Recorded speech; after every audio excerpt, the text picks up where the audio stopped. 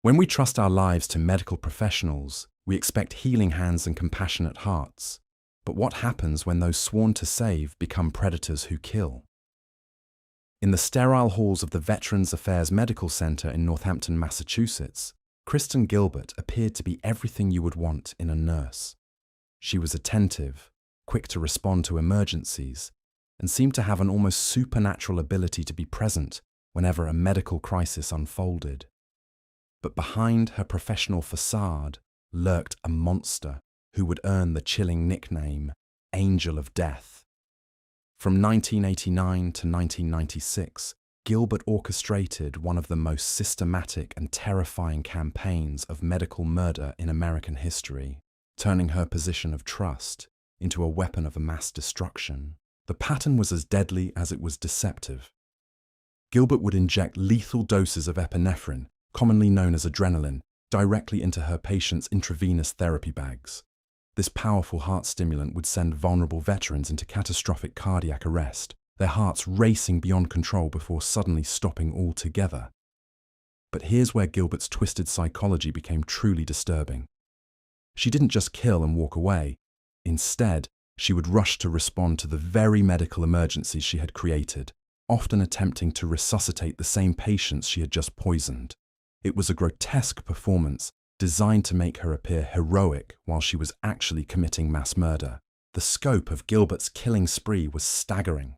Prosecutors determined that she was on duty for approximately half of the 350 deaths that occurred at the hospital during her 7-year reign of terror. The probability of this being mere coincidence was calculated at 1 in 100 million. Think about that number for a moment. 1 in 100 million. You have a better chance of being struck by lightning twice in the same day than this pattern occurring naturally. Yet for years, Gilbert's colleagues dismissed the suspicious deaths as bad luck, even joking about her presence during medical emergencies and mockingly calling her the Angel of Death. They had no idea how accurate that dark humor really was. What made Gilbert particularly dangerous was her intimate knowledge of how hospitals operate and how deaths are investigated. Epinephrine was the perfect murder weapon because it's a naturally occurring hormone that breaks down quickly in the body, making it nearly impossible to detect during routine autopsies. It's also a medication that nurses have legitimate access to in emergency situations, so her possession of it wouldn't raise immediate suspicions.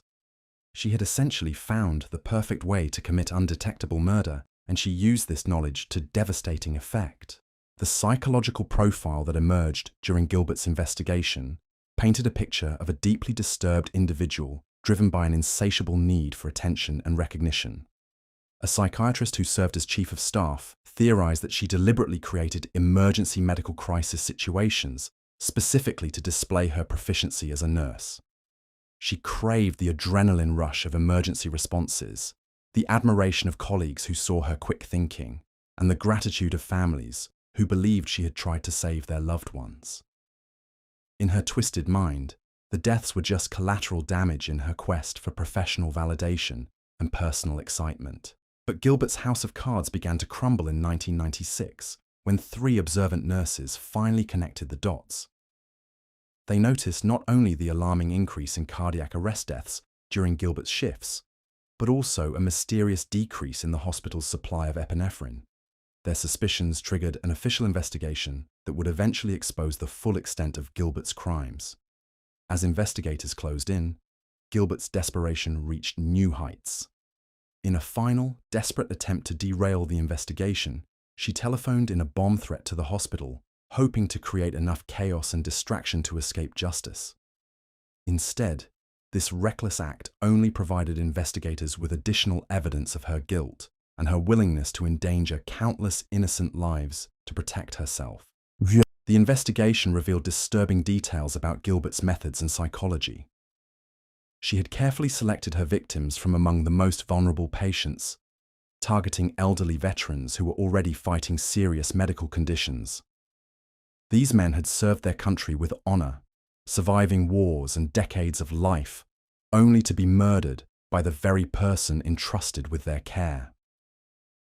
Gilbert showed no mercy, no discrimination, and no remorse as she systematically eliminated patient after patient, turning what should have been a place of healing into her personal hunting ground. When Gilbert's case finally went to trial, the evidence against her was overwhelming. The statistical analysis of deaths during her shifts, the missing epinephrine, the bomb threat, and testimony from colleagues all painted an undeniable picture of a serial killer operating within the medical system. On March 26, 2001, after hearing all the evidence, the jury recommended a sentence of life imprisonment. The following day, the judge formally sentenced Gilbert to 4 consecutive life terms without the possibility of parole, plus 20 years. She would never again have the opportunity to harm another patient. Gilbert's case sent shockwaves through the medical community and forever changed how hospitals monitor suspicious deaths. It exposed the terrifying vulnerability of patients who place their complete trust in medical professionals and highlighted the need for better oversight and investigation procedures when unusual patterns of death occur in healthcare settings. The veterans who died under Gilbert's care had survived combat zones and life-threatening injuries, only to be murdered by someone they trusted with their lives during their most vulnerable moments. But Kristen Gilbert was just the beginning. Her case opened the floodgates for investigations into other suspicious healthcare deaths, revealing that the phenomenon of medical serial killers was far more common and far more deadly than anyone had previously imagined. Across the Atlantic Ocean, in the quiet English countryside, another nurse was beginning her own campaign of terror against the most innocent victims imaginable. Beverly Allett represented a different but equally horrifying type of medical predator. While Gilbert targeted elderly veterans, Allett set her sights on the most defenseless victims possible: infants and young children at Grantham and Kesteven Hospital in Lincolnshire. Between February and April 1991, during a brief but devastating 59-day period, Allett attacked 13 children, killing 4 and leaving the others with permanent injuries or psychological trauma. Her victims ranged from tiny premature babies fighting for their first breaths to toddlers who should have been taking their first steps. What made Allett's crimes particularly disturbing was the calculated nature of her attacks and the vulnerability of her victims. As a state-enrolled nurse on the hospital's children's ward, she had unlimited access to the most fragile patients and their medications. She used this access to administer large doses of insulin to at least 2 of her victims, causing their blood sugar levels to plummet to life-threatening levels. In other cases, she injected large air bubbles into their bloodstreams, causing fatal air embolisms. These methods were chosen specifically because they could mimic natural medical complications in already sick children. The turning point in the Allett investigation came following the death of Becky Phillips, a previously healthy infant who died unexpectedly while under Allett's care. Medical staff finally became suspicious of the alarming number of cardiac arrests occurring on the children's ward and called in the police. The investigation quickly revealed that Allett was the only nurse on duty for all 13 attacks on the children, and she had access to all the drugs and medical equipment used in the murders. The pattern was undeniable, but the motive remained a mystery. As investigators delved deeper into Allett's background, they uncovered a disturbing psychological profile that explained her deadly behavior. From an early age, Allett had exhibited signs of serious mental health issues, including Munchausen's syndrome and Munchausen's syndrome by proxy. These conditions are characterized by a compulsive need to gain attention through illness, either by making oneself sick or by harming others under one's care. As a child, Allett would wear bandages and casts over self-inflicted wounds, using these fake injuries to draw sympathy and attention from adults. She would never allow medical professionals to properly examine these supposed injuries, suggesting she knew they were fabricated. This attention-seeking behavior evolved into something far more sinister when Allett entered the medical profession. Police identified a clear pattern of behavior that pointed to a very serious personality disorder. She was creating medical emergencies among the children in her care, then positioning herself as the heroic nurse trying to save them. When her rescue attempts failed and the children died, she received sympathy and support from colleagues and families who saw her as a dedicated professional, devastated by the loss of her young patients. The impact of Alet's crimes extended far beyond the immediate victims and their families. Parents who had trusted her with their most precious possessions were left questioning how they could have failed to protect their children. Colleagues who had worked alongside her struggled with guilt and self-doubt, wondering how they had missed the signs of her murderous behavior. The entire medical community was forced to confront the uncomfortable reality that the people they worked with every day might be capable of unthinkable evil. In May 1993, Beverly Alet received 13 life sentences at Nottingham Crown Court, one for each of her young victims. The sentencing judge made it clear that she posed a continuing threat to society, stating that she was a serious danger to others and was unlikely ever to be considered safe enough to be released. She remains in prison to this day, her crimes serving as a permanent reminder of how the most trusted professionals can become the most dangerous predators. The cases of Kristen Gilbert and Beverly Alet established a terrifying template that would be repeated by healthcare serial killers around the world. They demonstrated how medical professionals could use their specialized knowledge, access to lethal substances, and positions of trust to commit murders that often went undetected for years. But these were just the opening chapters in a much larger and more disturbing story of medical professionals who chose to kill rather than heal.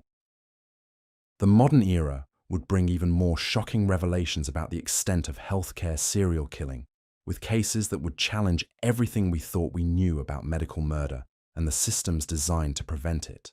In the early hours of a June morning in 2015, at the Countess of Chester Hospital in northwestern England, a premature infant just days old began showing signs of distress.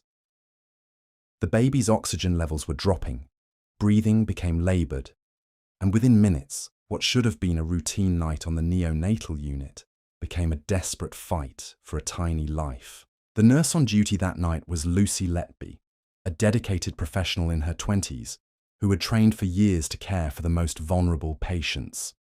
She worked frantically to stabilise the infant, calling for help and performing emergency procedures. Despite her efforts, the baby died. It was a tragedy, but in a neonatal intensive care unit where critically ill newborns fight for survival every day, such losses, while heartbreaking, are not uncommon. But this was no isolated incident. Between June 2015 and June 2016, the Countess of Chester Hospital experienced an unprecedented surge in unexplained infant deaths and medical emergencies. Premature babies, who should have been recovering, were suddenly collapsing without warning. Some died within hours of birth, while others suffered mysterious episodes that left them fighting for their lives. The common thread connecting these tragedies was the presence of one nurse during each incident. Lucy Letby wasn't just witnessing these medical emergencies, she was creating them. The prosecution's case painted a picture of calculated evil disguised as compassionate care. They argued that Letby had deliberately targeted the most defenseless victims imaginable, injecting vulnerable infants with air to cause fatal air embolisms, poisoning them with insulin to infeeding them with milk to cause respiratory distress. Induce hyperglycemic shock or over methods were chosen specifically to exploit the fragility of premature infants, whose underdeveloped systems could be fatally disrupted by substances that might not harm a healthy adult. The babies were so small, some weighing less than 2 pounds, that even tiny amounts of foreign substances could trigger catastrophic medical events. What made Letby's alleged crimes particularly insidious was her ability to maintain a facade of normalcy while systematically attacking infants under her care. Colleagues described her as a competent and caring nurse who seemed genuinely upset when babies in her care experienced medical emergencies. She would volunteer for extra shifts, staged sympathy cards to families who had lost their late to comfort distressed parents, and even send children. This behaviour fit a disturbing psychological pattern seen in healthcare serial killers, where the perpetrator seeks emotional gratification from the very suffering they create. The investigation into the suspicious deaths began when hospital administrators noticed the alarming statistical anomaly. The number of unexpected deaths and serious medical emergencies had spiked dramatically during specific periods, and when investigators analysed the duty rosters, they found that Lucy Letby was present for every single incident.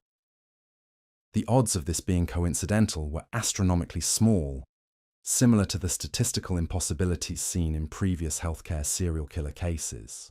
Hospital executives initially tried to address the situation internally, moving Letby away from direct patient care, but when the pattern became undeniable, they contacted law enforcement.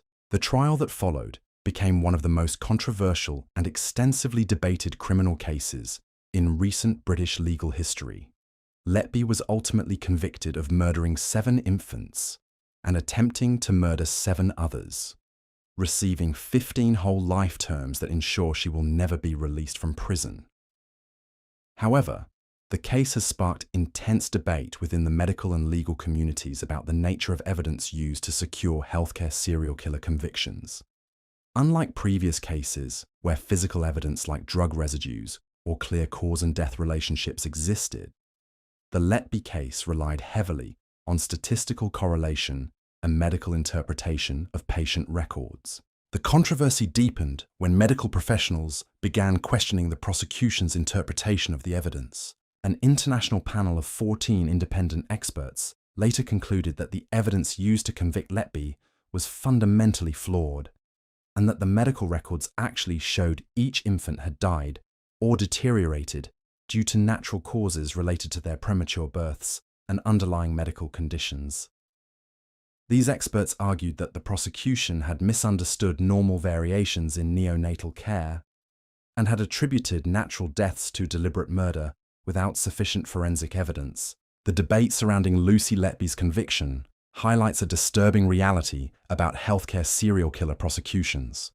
In many cases, there is no smoking gun, no clear physical evidence, and no eyewitness testimony. Instead, prosecutors must rely on circumstantial evidence, statistical analysis, and expert medical interpretation to build their cases.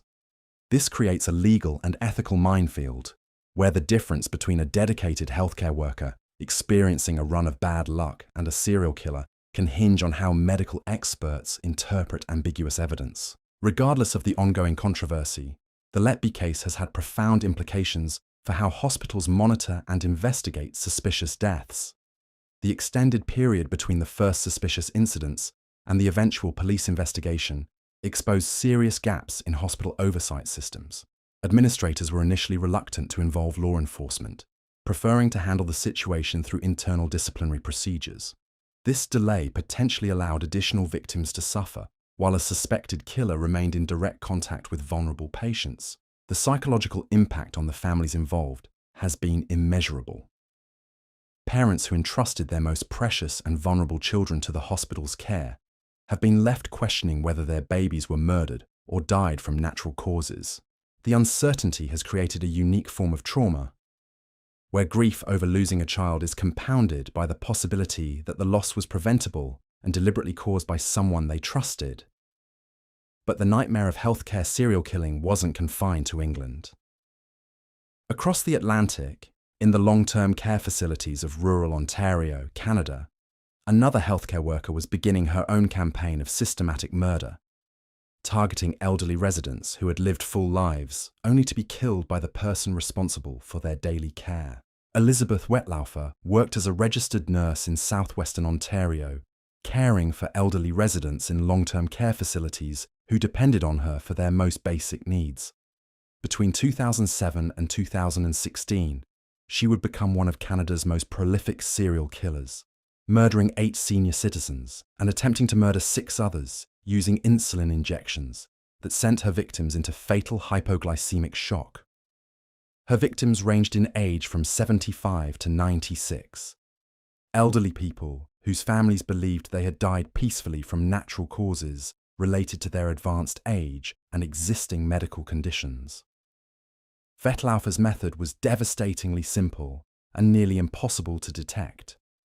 She would inject her victims with massive doses of insulin, causing their blood sugar levels to plummet to life-threatening levels. For diabetic patients, insulin injections were a routine part of their medical care, making it easy for Wetlaufer to administer fatal doses without raising immediate suspicion. 4. The sudden onset of hypoglycemic non-diabetic victims' symptoms could be attributed to a variety of age-related medical conditions, allowing the murders to go undetected for years. What made Wetlaufer's case particularly disturbing was her own description of the psychological compulsion that drove her to kill. She described experiencing what she called a red surge of pressure in her chest during her nursing shifts, a compulsion that would only subside after she had injected someone with a lethal overdose of insulin.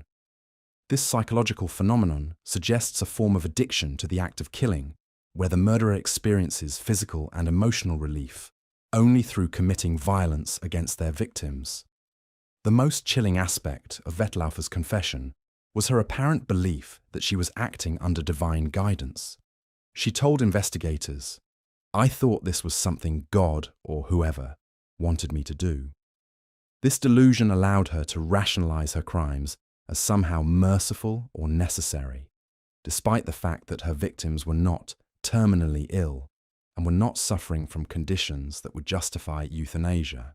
She was imposing her own twisted sense of mercy on vulnerable elderly people who had no voice in their own fate. The Wetlaufer case exposed catastrophic failures in Canada's long-term care oversight systems. For 9 years, she killed with impunity, and her crimes would never have been discovered if she hadn't eventually turned herself into police. A subsequent public inquiry found that the healthcare system had no effective mechanisms for detecting or preventing this type of systematic murder. The inquiry's findings were particularly damning, noting that without significant systemic changes, similar tragedies could easily go undetected in the future. The impact on the families of Wetlaufer's victims was profound and lasting.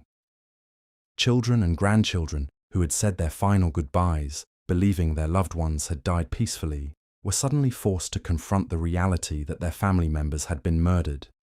The trust they had placed in the long-term care system had been catastrophically betrayed, and their memories of their loved ones' final months were forever tainted by the knowledge of how they actually died. In the United States, the crisis was equally severe.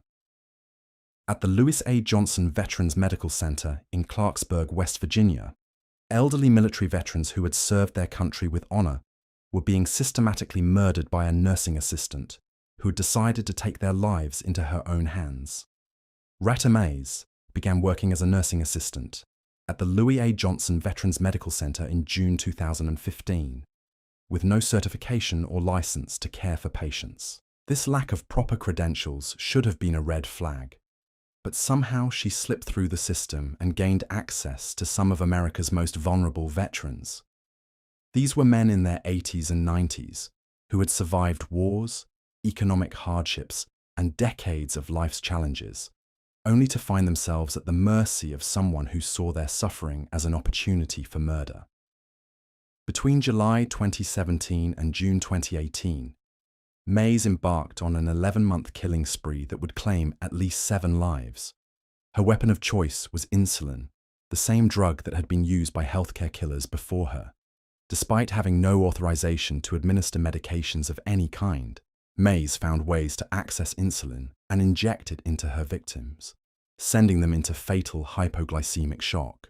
The irony was devastating. These veterans had trusted the VA medical system to care for them in their final years, and instead, they were being systematically murdered by someone who had no business being near medical equipment. What made Mays particularly dangerous was her role as a sitter, assigned to provide one-on-one care for patients who needed constant monitoring.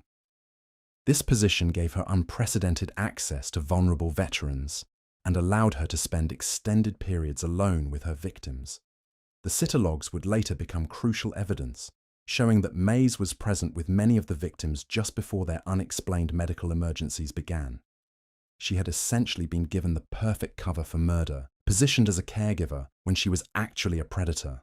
The investigation into the suspicious deaths began when medical staff noticed an alarming pattern of hypoglycemic events among patients who weren't diabetic. When FBI agents and VA special investigators began analyzing the data, they quickly discovered that nursing assistant Rita Mays was the common denominator in every single case. The glucometer logs, used to track blood sugar testing, provided a digital trail that directly linked Mays to each victim at the precise times when their conditions began to deteriorate. During her post-conviction interview, Mays attempted to justify her actions with a twisted sense of mercy. She claimed that she administered insulin to patients she believed were suffering so they could pass away gently. But this rationalization fell apart under scrutiny. Her victims weren't terminally ill patients begging for relief from unbearable pain. They were elderly veterans receiving routine care who had every right to expect they would be protected, not murdered, by their healthcare providers.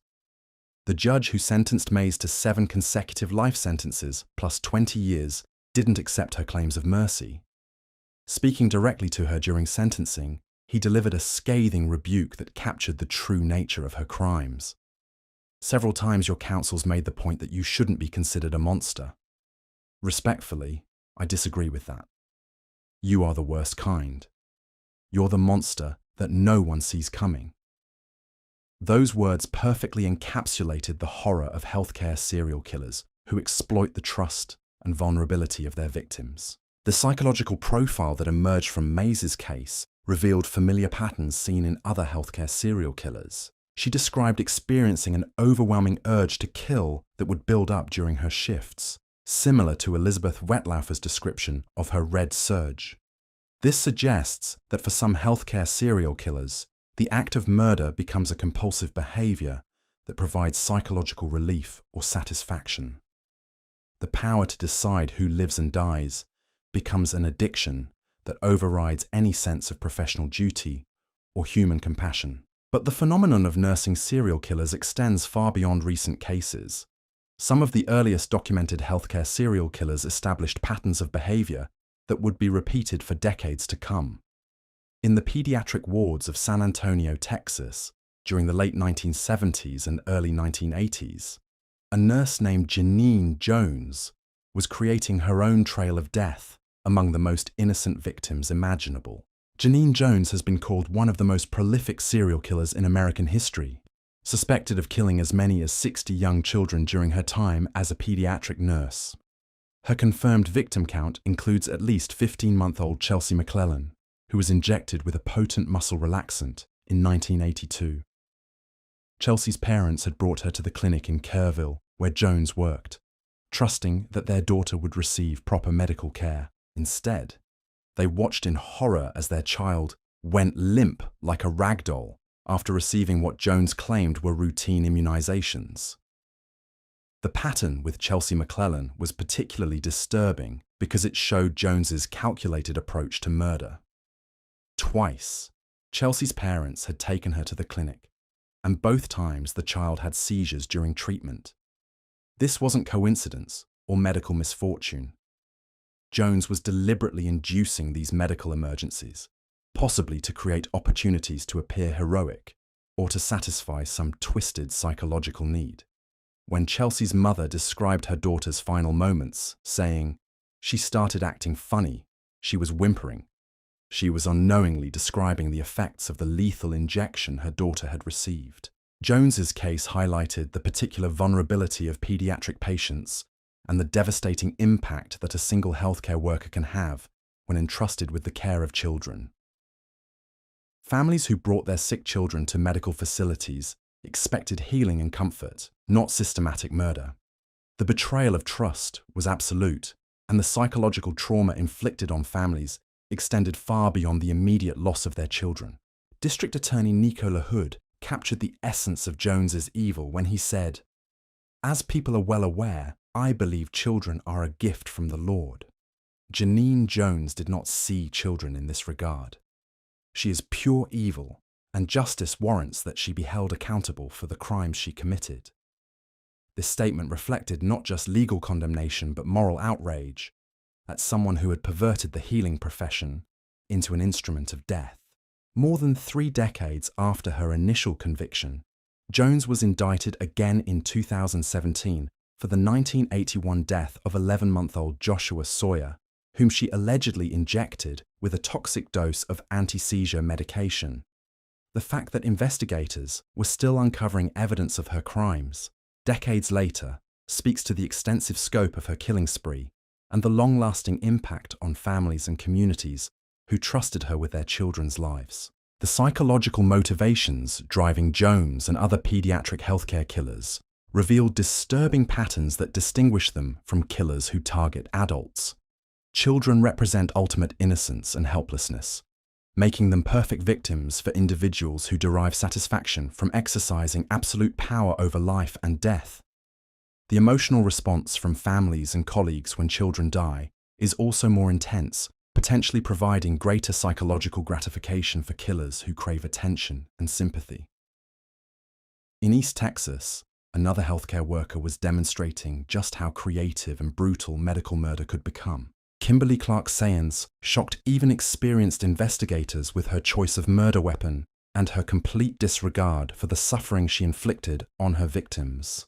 Working at a dialysis clinic, she had access to vulnerable patients who were already fighting kidney disease and relying on regular treatments to stay alive. Sayans's method was as simple as it was horrifying. She would walk over to a bleach solution bucket on the floor, draw the caustic chemical into a syringe, and then inject it directly into patients' IV lines while they were receiving dialysis treatment.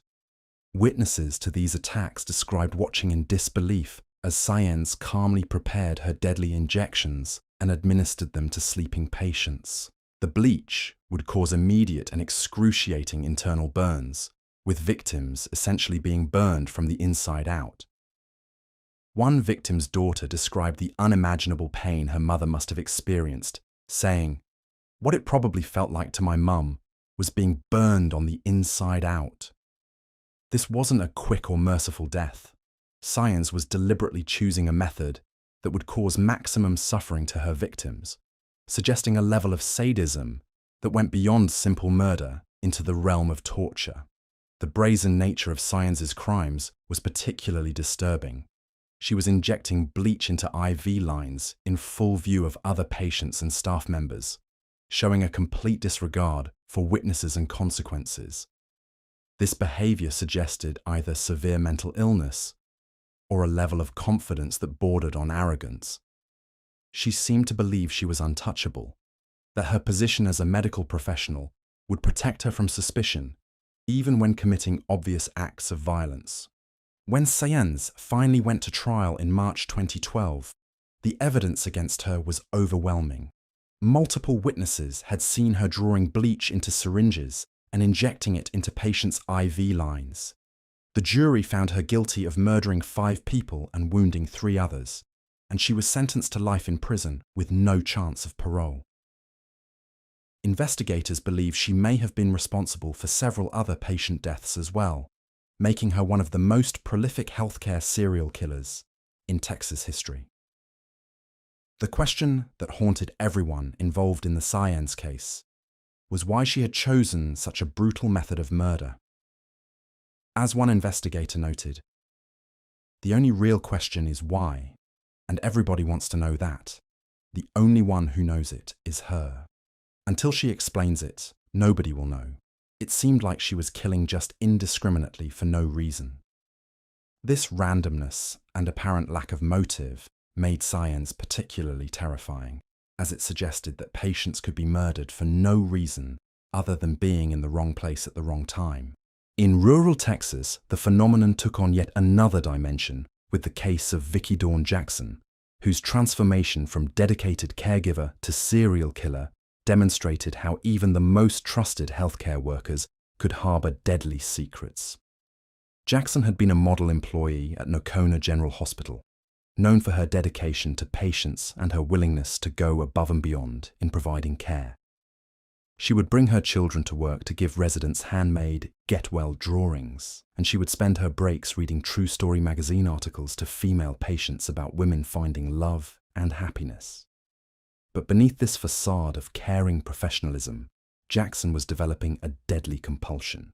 On December 11, 2000, she filled a syringe with mercurium chloride, a drug that paralyzes the respiratory system, and began walking the hospital hallways looking for a victim to murder. The transformation was complete. The nurse who had once comforted patients with bedtime stories was now hunting them like prey, searching for someone whose life she could end with a simple injection. Jackson's case illustrated how healthcare serial killers often operate in small, rural communities where medical deaths are less likely to be scrutinized. In larger urban hospitals, patterns of suspicious deaths might be noticed more quickly due to better record-keeping and oversight systems. But in small-town facilities, where everyone knows everyone and trust runs deep, a killer can operate for years without raising suspicion. The very intimacy and familiarity that makes small communities feel safe can also provide perfect cover for predators who know how to manipulate trust and affection. The psychological pressure that may have contributed to Jackson's transformation was evident in the observations of her colleagues.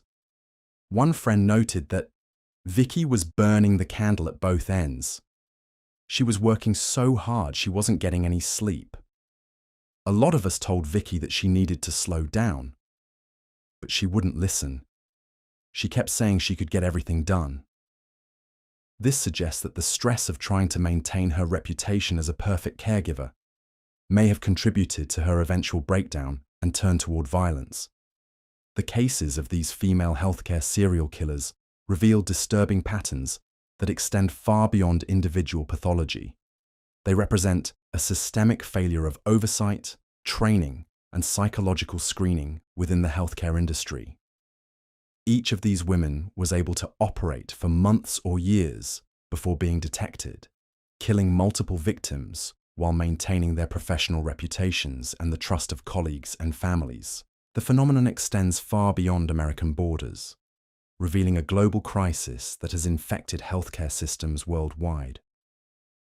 In facilities across continents, women entrusted with the most sacred duty of preserving life have chosen instead to become merchants of death, exploiting their positions to satisfy twisted psychological needs, while their victims suffer in silence. In Belgium, the case of Helga Janssen shocked a nation that prided itself on its advanced healthcare system. Working as a nurse at St. Franciscus Hospital in Heusden-Zolder, Janssen appeared to be the epitome of professional competence. She was punctual, thorough, and seemed genuinely concerned about her patients' well-being. But between 2002 and 2006, she was systematically murdering elderly patients under her care, using a combination of insulin overdoses and deliberate medication errors to send vulnerable people into fatal medical crises. Janssen's method was particularly insidious because she would alter patients' prescribed medications, either increasing dosages to toxic levels or switching medications entirely to create dangerous drug interactions. Her victims were elderly patients recovering from routine procedures who should have been returning home to their families within days. Instead, they were dying mysterious deaths that were initially attributed to complications from their underlying medical conditions. The families who lost loved ones under Janssen's care trusted that their relatives had received the best possible medical attention, never suspecting that their nurse was deliberately hastening their deaths. The investigation into Janssen's crimes began when a sharp-eyed pharmacist noticed unusual patterns in medication orders coming from her ward. The frequency of high-dose insulin orders and requests for potentially dangerous drug combinations raised red flags that eventually led to a comprehensive review of deaths on Janssen's shifts. When investigators analyzed the data, they found the same statistical impossibility that had marked previous healthcare serial killer cases. Janssen was present for an overwhelming majority of unexpected deaths on her ward, and the odds of this being coincidental were astronomically small. What made Janssen's case particularly tragic was the impact on Belgium's elderly population and their families.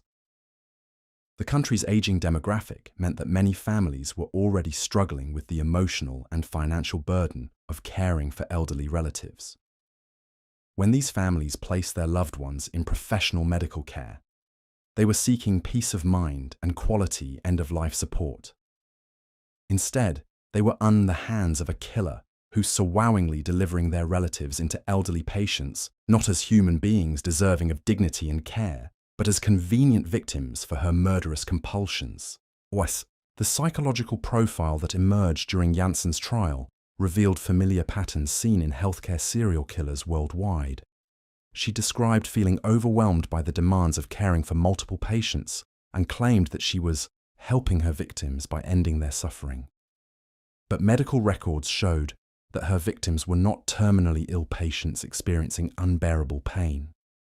They were individuals with treatable conditions who had every reasonable expectation of recovery. Janssen had appointed herself judge, jury, and executioner, making life and death decisions that were not hers to make. In Japan, the case of Chisako Kakehi demonstrated that healthcare serial killing could extend beyond professional settings into the most intimate relationships. Though not a nurse by profession, Kakehi used her knowledge of medications and poisons to systematically murder multiple husbands and partners over several decades. Her method involved gradually poisoning her victims with cyanide, a substance she obtained through various means and administered in small doses over extended periods. Kakehi's victims were elderly men who had fallen in love with her and trusted her completely. They believed they had found companionship and care in their golden years. But instead, they had encountered a predator who saw them as sources of inheritance money and insurance payouts. She would play the role of the devoted wife or girlfriend, caring for her partners during their final illnesses while secretly accelerating their deaths through careful poisoning. The men died believing they were surrounded by love, never knowing that the woman they trusted most was the one killing them. The investigation into Kakehi's crimes spanned decades and revealed a pattern of behavior that was both methodical and ruthless.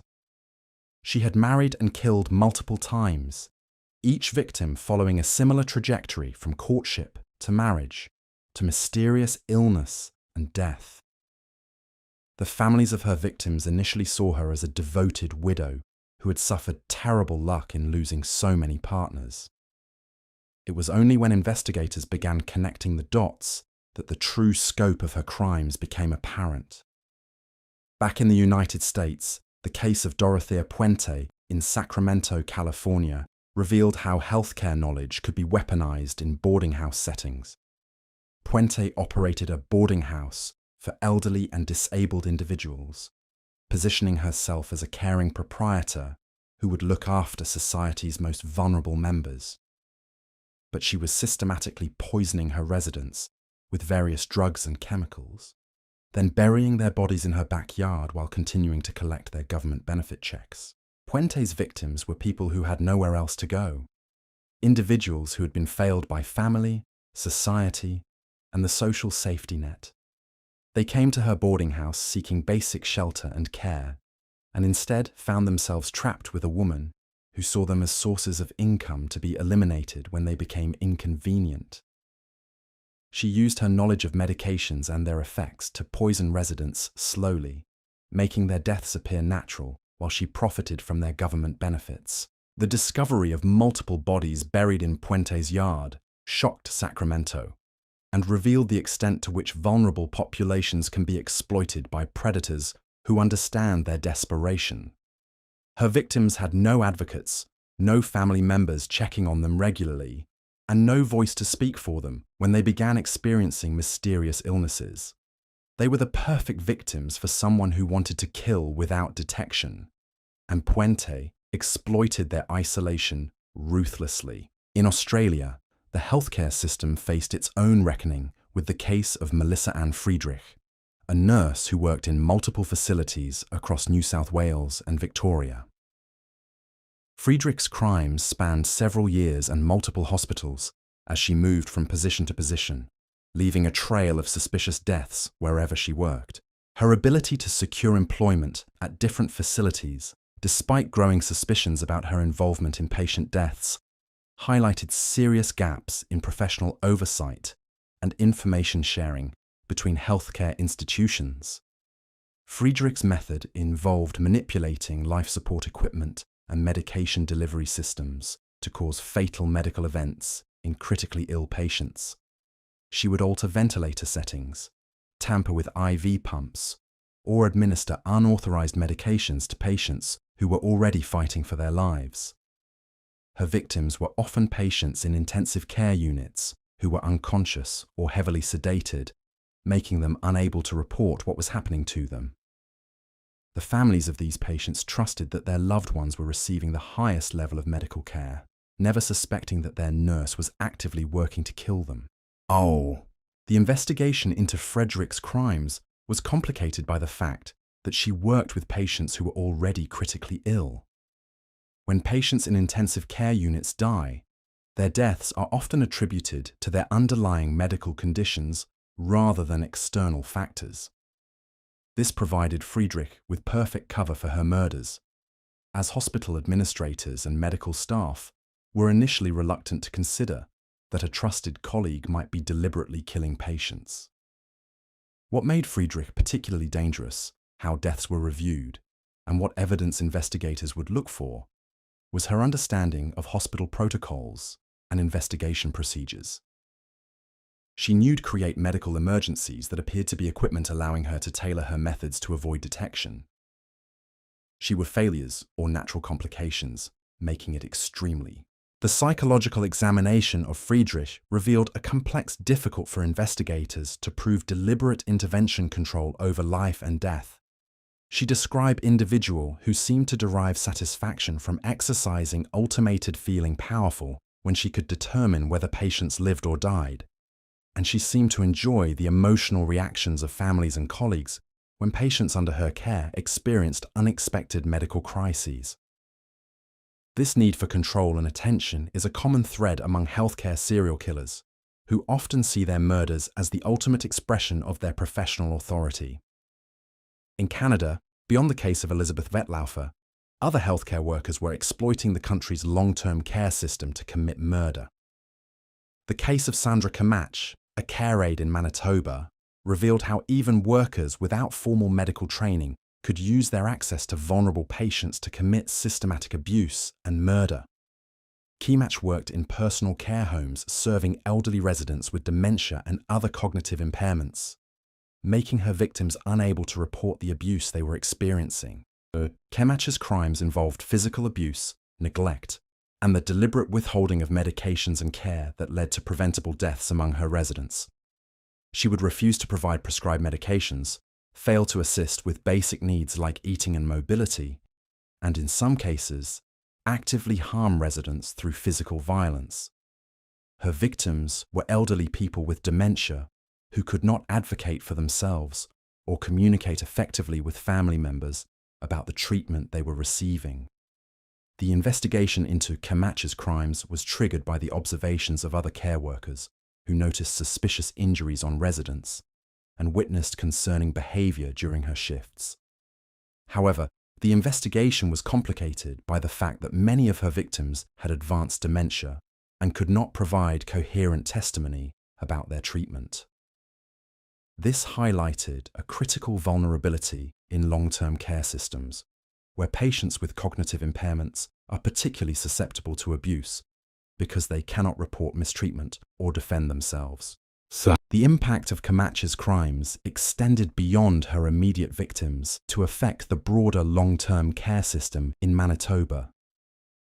Families who had placed their elderly relatives in care facilities were forced to confront the possibility that their loved ones had been abused and neglected by the very people entrusted with their care.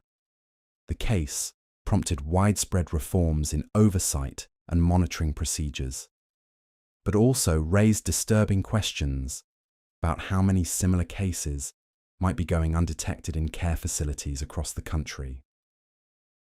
In the Netherlands, the case of Lucia de Berck became one of the most controversial healthcare serial killer convictions in European legal history. De Berck was a nurse who worked in multiple hospitals and was initially convicted of murdering 4 patients and attempting to murder 3 others. However, her case became a cause célèbre when statisticians and medical experts began questioning the evidence used to secure her conviction. The prosecution's case against de Burke relied heavily on statistical analysis, showing that she was present during an unusual number of patient deaths and medical emergencies. However, critics argued that the statistical methods used were flawed and that the prosecution had engaged in data manipulation to create the appearance of guilt. The controversy surrounding her case highlighted the dangers of relying too heavily on statistical correlation without solid forensic evidence in healthcare serial killer prosecutions. After serving 6 years in prison, de Burke's conviction was overturned in 2010 when a court determined that the evidence against her was insufficient to support a murder conviction. The case became a cautionary tale about the rush to judgment in healthcare serial killer cases and the importance of maintaining rigorous standards of evidence, even when public pressure demands swift justice. It also raised disturbing questions about how many innocent healthcare workers might have been wrongly convicted based on flawed statistical analysis and circumstantial evidence. The reversal of de Burke's conviction sent shockwaves through the medical and legal communities, forcing a re-examination of similar cases across Europe and beyond. Healthcare workers who had been under suspicion for unusual patterns of patient deaths suddenly found themselves in an impossible position, where statistical correlation could lead to criminal charges even without evidence of deliberate wrongdoing. But while some cases like de Burke's raised questions about wrongful convictions, the overwhelming majority of healthcare serial killer prosecutions have been based on solid evidence of deliberate murder. In Germany, the case of Niels Högel became one of the most extensive healthcare serial killer investigations in world history, with authorities eventually charging him with over 100 murders committed during his time as a nurse in multiple hospitals. Högel's crimes spanned more than a decade and involved deliberately inducing cardiac arrest in patients by injecting them with various medications, then attempting to resuscitate them in front of colleagues. Like other healthcare serial killers, he seemed to crave the attention and admiration that came from being seen as a skilled emergency responder. However, his resuscitation attempts often failed, leaving a mounting body count that eventually attracted of Högel's crimes was the attention of investigators. The scope-haggering even by the standards of healthcare serial killers. Investigators identified over 200 suspicious deaths during periods when he was on duty, though they were only able to secure convictions for a fraction of these cases due to the difficulty of proving deliberate intervention in cases where bodies had been cremated or buried years earlier. The investigation required exhuming dozens of bodies and conducting extensive toxicological analysis to identify evidence of the drugs used to induce cardiac arrest. What made Högel particularly dangerous was his ability to maintain his professional reputation while committing systematic murder. Colleagues described him as a competent nurse who seemed genuinely committed to patient care. He was able to move between hospitals without raising suspicion, even when administrators at his previous workplaces had noticed unusual patterns of deaths during his shifts. This failure of professional oversight allowed him to continue killing for years after his crimes should have been detected. The psychological profile that emerged from Högel's case revealed a disturbing addiction to the adrenaline rush of emergency medical situations. He described feeling bored during routine nursing duties and deliberately creating medical crises to satisfy his need for excitement and recognition. This pattern of behavior, where healthcare workers create emergencies to position themselves as heroes, has become a recognized phenomenon in forensic psychology and is seen in many healthcare serial killer cases. These international cases reveal that the phenomenon of healthcare serial killing is not limited to any single country, culture, or healthcare system. From Belgium to Japan, from Australia to Germany, women and men in positions of medical trust have exploited their access to vulnerable patients to satisfy twisted psychological needs. The common threads connecting these cases, the statistical impossibilities, the vulnerable victims, the exploitation of trust, and the delayed detection, suggests that this is a systemic problem requiring global attention and coordinated response. The impact of these crimes extends far beyond the immediate victims and their families.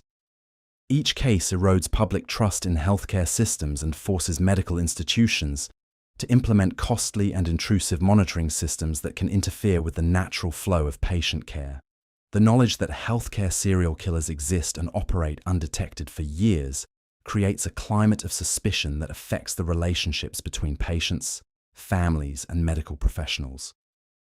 As investigations into historical cases continue and new technologies make it easier to detect patterns of suspicious deaths, it's likely that more healthcare serial killers will be identified and prosecuted.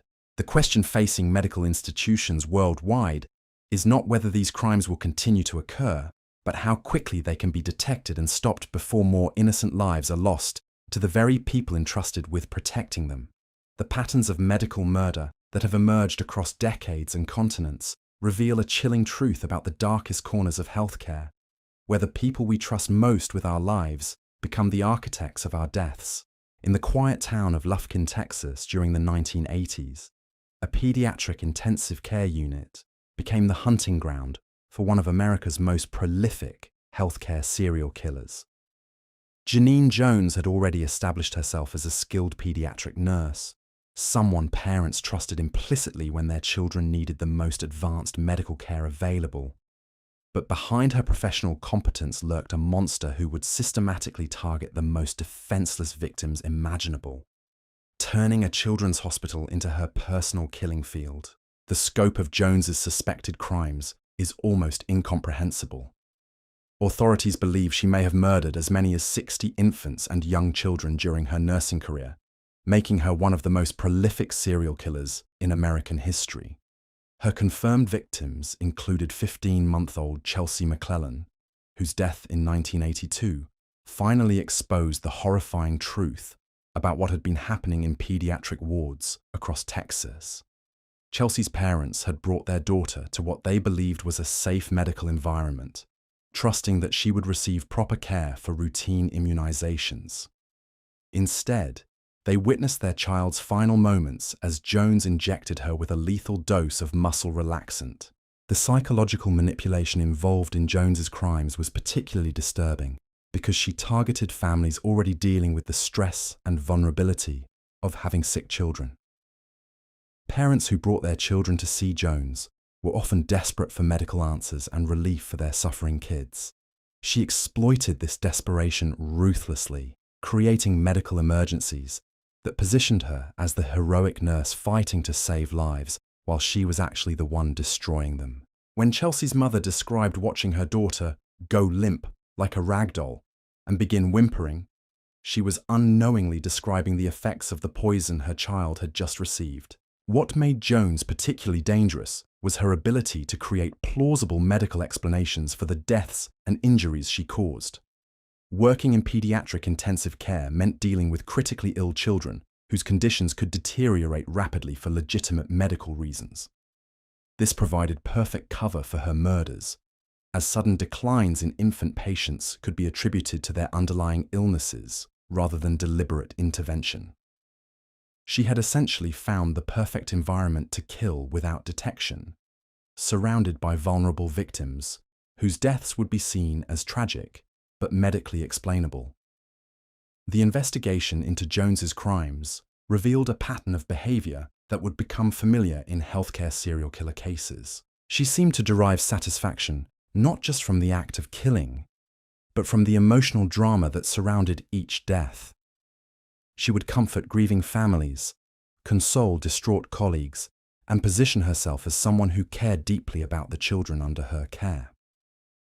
This performance allowed her to maintain her professional reputation while systematically murdering the patients she was supposed to protect. District Attorney Nico LaHood captured the essence of Jones's evil when he described her as someone who did not see children as a gift from the Lord, but rather as objects to be manipulated and destroyed. This fundamental dehumanization of her victims allowed Jones to commit acts of unthinkable cruelty against the most innocent members of society. She had perverted the healing profession into an instrument of death, using her medical knowledge and access to vulnerable patients to satisfy whatever twisted psychological needs drove her to kill. More than 3 decades after her initial conviction, investigators were still uncovering evidence of Jones's crimes. In 2017, she was indicted for the 1981 death of 11-month-old Joshua Sawyer, demonstrating that the full extent of her killing spree may never be known. The fact that authorities were still finding evidence of her murders decades later speaks to both the scope of her crimes and the lasting trauma she inflicted on families and communities who trusted her with their children's lives. These stories of healthcare serial killers represent the ultimate betrayal of trust, where those sworn to heal became merchants of death, exploiting the most vulnerable among us. From the sterile halls of veteran hospitals to the quiet rooms of children's wards, these women transform places of healing into hunting grounds, leaving behind a legacy of shattered families and forever changed how we view the sacred bond between patient and caregiver.